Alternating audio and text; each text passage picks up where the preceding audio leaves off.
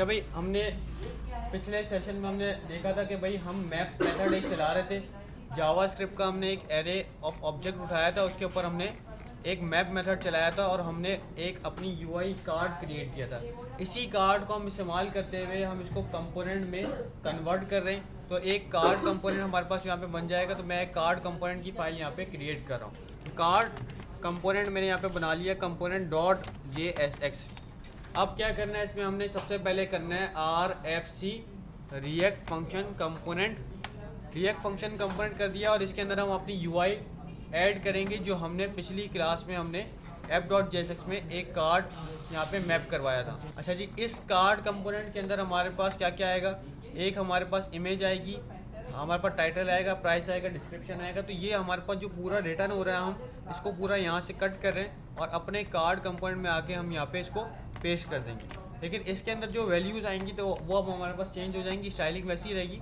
हमारे पास यहाँ पे जो की एट्रीब्यूट हमने पास किया था यूनिक करने के लिए इसको, तो वो हम यहाँ से हटा देंगे। इमेज हमारे पास आएगी, लेकिन इमेज हमारे पास फ़िलहाल है नहीं, तो फ़िलहाल हमने इसको खाली छोड़ दिया। इसी तरीके से टाइटल भी हमारे पास नहीं है फ़िलहाल, तो ये सब चीज़ें हम यहाँ से रिमूव कर देंगे, बाद में हम इसको ऐड कर देंगे। ठीक है, प्राइस भी हमने यहाँ से फ़िलहाल हटा दिया क्योंकि अभी डायरेक्ट आपको कोई चीज़ नहीं मिल रही। तो कार्ड कंपोनेंट हमने फ़िलहाल बना लिया है और अपनी यूआई जो हमारे पास कार्ड डिस्प्ले होना था वो हमने यहाँ पे रख दिया है। ठीक है, इसके अंदर हमारे पास जो डेटा आएगा वो एज अ एट्रीब्यूट हम पास करेंगे तब मिलेगा आपको। तो हमने क्या करना है, हमने अपने app.jsx में आना है और अब यहाँ पे हम अपना कार्ड कंपोनेंट कॉल करेंगे। फ़िलहाल मैं मैपिंग नहीं चला रहा, मैप को यहाँ पे मैं कमेंट कर रहा हूँ और अपना कार्ड कंपोनेंट में यहाँ पे कॉल कर रहा हूँ। तो हमने लिखा कार्ड कंपोनेंट और कॉल कर दिया कार्ड कंपोनेंट। ठीक है, कंपोनेंट हमने कॉल कर दिया। अब हम यहाँ पे अपना डेटा पास करेंगे। फॉर सपोज कि हम यहाँ पे टाइटल पास करना चाह रहे हैं, तो मैंने लिखा टाइटल और इक्वल टू करके मैंने टाइटल लिख दिया यहाँ पे ABC।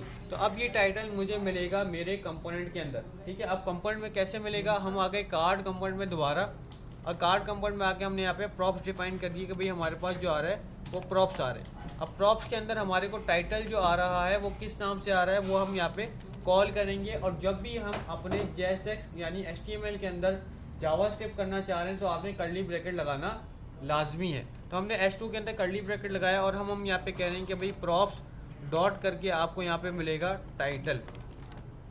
तो आपने टाइटल लिख दिया जब यहाँ पे, तो अब आपको यहाँ पे टाइटल मिल जाएगा और अभी हमारे पास सिर्फ टाइटल आ रहा है ABC। ठीक है, इसी तरीके से अगर मैं यहाँ पे इमेज पास करवाना चाह रहा हूँ तो हम अपने कंपोनेंट में दोबारा आ गए और अब हमने यहाँ पे एक इमेज के नाम से IMG लिखा मैंने और यहाँ पे एक इमेज पास करवा रहा हूँ URL। ठीक है, इमेज URL मैं यहाँ पे पास करवाऊँगा। फिलहाल मैं ऊपर किसी प्रोडक्ट का URL उठा रहा हूँ इमेज। ठीक है, तो मैंने ये कॉपी कर लिया URL और ये इमेज URL मैं इसको यहाँ पे दे रहा हूँ। ठीक है, एज अ वैल्यू मैंने एट्रीब्यूट की वैल्यू मैंने इमेज URL दे दिया। अब ये इमेज URL मुझे मिलेगा props डॉट इमेज करके। तो हम अब दोबारा अपने कंपोनेंट में आ गए और SRC में मुझे इमेज URL पास करना है यहाँ पे। तो हम यहाँ पे कर्ली ब्रैकेट लगा के इसमें props डॉट IMG मैंने यहाँ पे पास कर दिया, यानी कि इमेज URL जब मैंने पास कर दिया तो इमेज भी मुझे मिल जाएगी। तो हम आ गए अपने UI पे, तो आपको यहाँ पे नज़र आ रहा है कि भाई हमारे को यहाँ पे इमेज भी मिल गई, टाइटल भी मिल गया। तो एक एक जो भी आपने यहाँ पे वैल्यू पास करवानी है प्रॉप के अंदर, तो हम यहाँ पे एज एन एट्रीब्यूट पास करवाते जाएंगे। ठीक है, तो इमेज हो गया, फिर हमारे पास डिस्क्रिप्शन है, इसी तरीके से डिस्क्रिप्शन भी पास होगी। इसी तरीके से प्राइस भी होगा, तो मैं यहाँ पे प्राइस लिख रहा हूँ, प्राइस इक्वल टू और प्राइस करके मैंने यहाँ पे प्राइस बता दी कि भाई 300 है मेरे पास। डॉलर भी अगर आपने लगाना है तो लगा सकते हो आप। तो $300 अगर मैं लगाया यहाँ पे, तो ये भी मुझे यहाँ पे प्रॉप्स डॉट करके मुझे यहाँ पे प्राइस के नाम से मिल जाएगा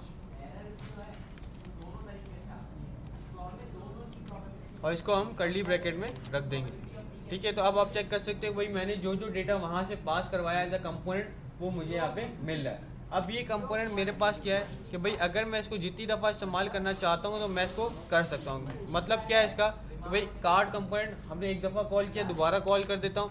इस दफ़ा मैं टाइटल यहाँ पे चेंज कर रहा हूँ। ठीक है, चूज़ किया मैंने, इसके प्राइस मैंने यहाँ पे चेंज कर दिए। तो मेरे पास डेटा अब जब चेंज हो रहा है तो मेरे पास यूआई पे भी डायनामिक हो जाएगा। मतलब चेंजेस मेरे पास हो गई। कार्ड कंपोनेंट मेरे पास अब डबल आ रहा है, शूज़ आ रहा है इसमें और इसमें प्राइस हमारे पास चेंज आ रहा है।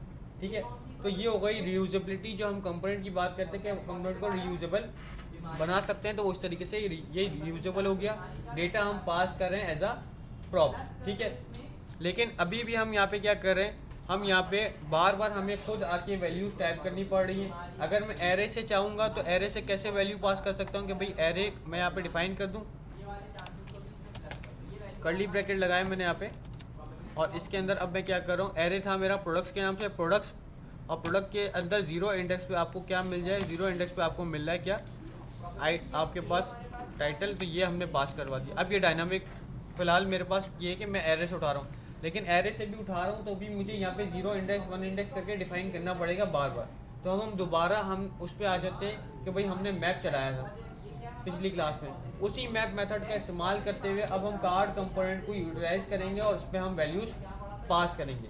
करा क्या है, सिर्फ पिछली दफ़ा हमने यहाँ पे रिटर्न के अंदर डायरेक्टली हमने अपना कार्ड बना दिया था, ठीक है।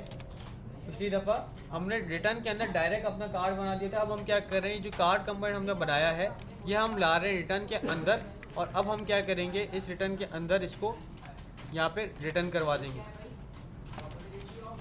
तो मैंने अपना कार्ड कंपोनेंट रिटर्न करवा दिया अपने मैप मेथड के अंदर, ठीक है। तो अब मेरे पास यहाँ पे मल्टीपल आ गए यहाँ पे कार्ड्स, और क्योंकि मैंने जीरो इंडेक्स पे पास करवाया था और पुरानी स्टैटिक वैल्यूज थी तो स्टैटिक वैल्यूज ही दिखा रहा है, लेकिन कितनी दिखा रहा है मुझे, अपने मैप मेथड की, यानी कि प्रोडक्ट्स की लेंथ की जितनी, ठीक है। तो मेरे पास जितने प्रोडक्ट्स होंगे मेरे एरे के अंदर उतनी दफ़ा मुझे यहाँ पे ये कार्ड्स दिखा रहा है। अब इसको दोबारा डायनामिक करना है, आपने चेंजेस करनी है, तो हम क्या वही तरीका इस्तेमाल करेंगे कि भाई आपने यहाँ पे डीस्ट्रक्चरिंग करी हुई है, आप यहाँ पे बस वैल्यू डायरेक्ट पास कर देंगे।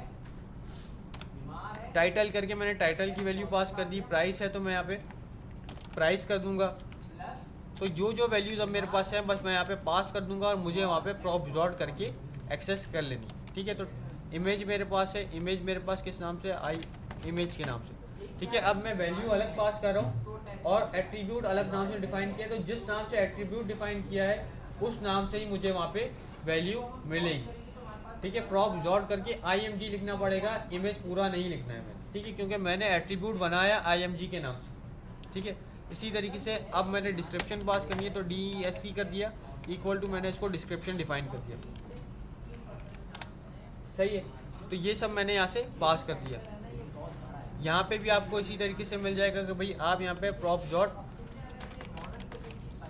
DESC करोगे तो डिस्क्रिप्शन पास हो जाएगी, ठीक है। तो अब मेरे पास ये प्रोडक्ट्स मेरे पास डायनामिक हो गए, कार्ड कंपोनेंट भी इस्तेमाल कर लिया मैंने और प्रॉप्स को भी इस्तेमाल कर लिया, ठीक है। तो डेटा मैंने डायनामिक कर दिया। अच्छा, अभी हमने प्रोडक्ट्स को मैप कर दिया है और हमने प्रॉप्स डॉट करके हम इसको इस्तेमाल करें, props dot image, props dot title, props dot description, props dot price. लेकिन ये हमको बार बार प्रॉप्स डॉट लिखना पड़ रहा है, उससे हम अगर बचना चाह रहे हैं तो हम आ जाएंगे अपने डीस्ट्रक्चरिंग के ऊपर। पहला तरीका ये कि आप डायरेक्ट प्रॉप्स डॉट करके डिस्प्ले करवा दो। दूसरा तरीका क्या है कि हम डीस्ट्रक्चर कर लें, और वो डीस्ट्रक्चरिंग कैसे होगी कि भाई हमने यहाँ पे एक ऑब्जेक्ट बना लेना है कि लेट ऑब्जेक्ट है हमारे पास, इसमें मेरे पास इमेज मिल रही है, टाइटल मिलेगा और क्या क्या मिलेगा, डिस्क्रिप्शन मिलेगी और मेरे पास एक प्राइस मिल रहा है। इसको इक्वल कर दिया मैंने प्रॉप्स के।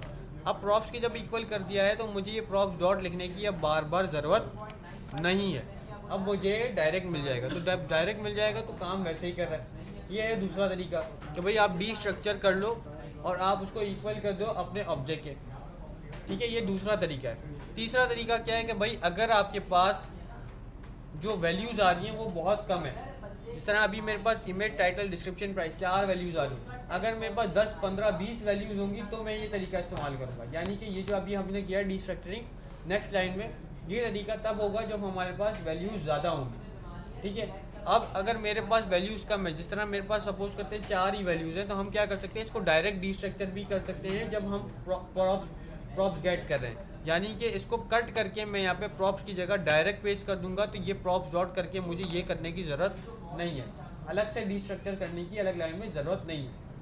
तो काम अभी भी मेरे पास ये वैसे ही कर रहा है। तो तरीकाकार क्या है तो भाई 3 तरीके हैं। एक आप प्रॉप्स डॉट कर सकते हो, ठीक है, पहला तरीका जो आपके पास गुड प्रैक्टिस नहीं है, ठीक है। आगे जाके आप जब एडवांस काम कर रहे हैं तो उसके ऊपर ये काम करने की ज़रूरत नहीं है, आपको प्रॉप्स डॉट लगाने की नहीं है, डीस्ट्रक्चर करना ही करना है आपने, ठीक है। अगर आपको लगना है कि भाई आप प्रोफेशनल हो तो आपने डीस्ट्रक्चरिंग करना लाजमी है, ठीक है। डीस्ट्रक्चरिंग के 2 तरीके हैं। एक आप नेक्स्ट लाइन में करोगे जब आपके पास प्रोडक्ट्स में आपके पास मतलब कि वैल्यूज ज़्यादा होंगी, तो आप अलग से अलग लाइन में आके करोगे। अगर कम है वैल्यूज, आपको पता है भाई कम है, सिर्फ प्राइस है और मेरे पास प्रोडक्ट की इमेज है और टाइटल है, तो आप उसको डायरेक्टली ऊपर कंपोनेंट के अंदर डायरेक्ट वहीं पे आप जहाँ पे प्रॉप्स गेट करते हैं वहीं पे डीस्ट्रक्चर कर दोगे। सही है, तो यहाँ पे कोई कंफ्यूजन अब तक?